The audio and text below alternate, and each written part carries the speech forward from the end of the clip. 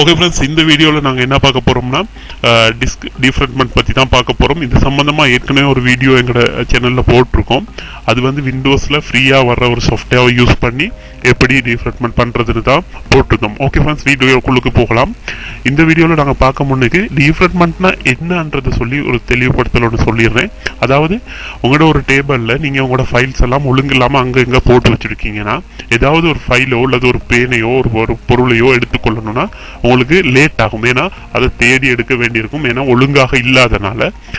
அதே சமயம் நீங்கள் அந்த டேபிளில் உள்ள எல்லா ஃபைல்ஸையும் பென்சில் அப்படி ஏதோ எந்தெந்த பொருட்களையும் ஒரு ஓர்டருக்கு வச்சுருந்தீங்கன்னா எது உங்களுக்கு தேவையோ அதை குயிக்காக எடுத்துக்கொள்ளக்கூடியதாக இருக்கும்.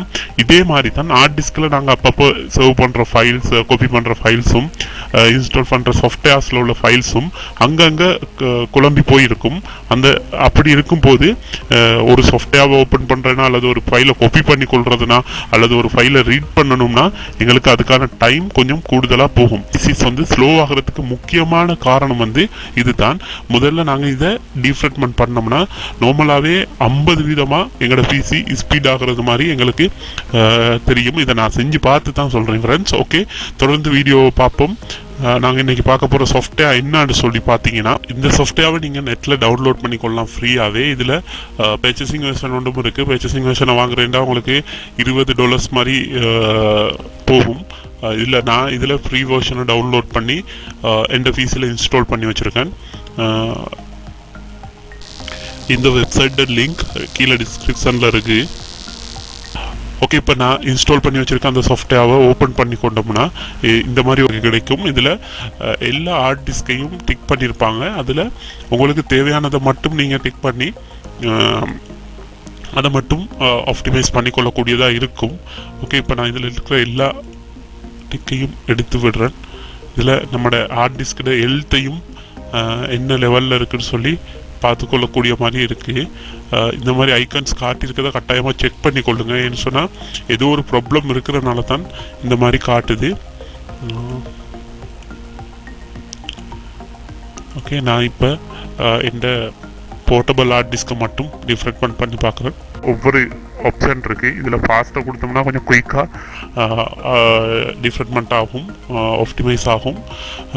அப்படி இல்லைன்னா எங்களுக்கு இதில் ஸ்லோவாகினாலும் பரவாயில்ல, ப்ரொஃபராக 100% ப்ரொஃபராக செய்யணும்னா இதில் கடைசியாக இருக்கிறத நீங்கள் கிளிக் பண்ணி செஞ்சு கொள்ளலாம். ஓகே ஃப்ரெண்ட்ஸ், நான் அதை கிளிக் பண்ணி டிஃப்ரெண்ட்மெண்ட்டை கொடுக்குறேன். இப்போ இந்த டிஃப்ரெண்ட்மெண்ட் டிஸ்கில் வந்து 11% போயிருக்கு.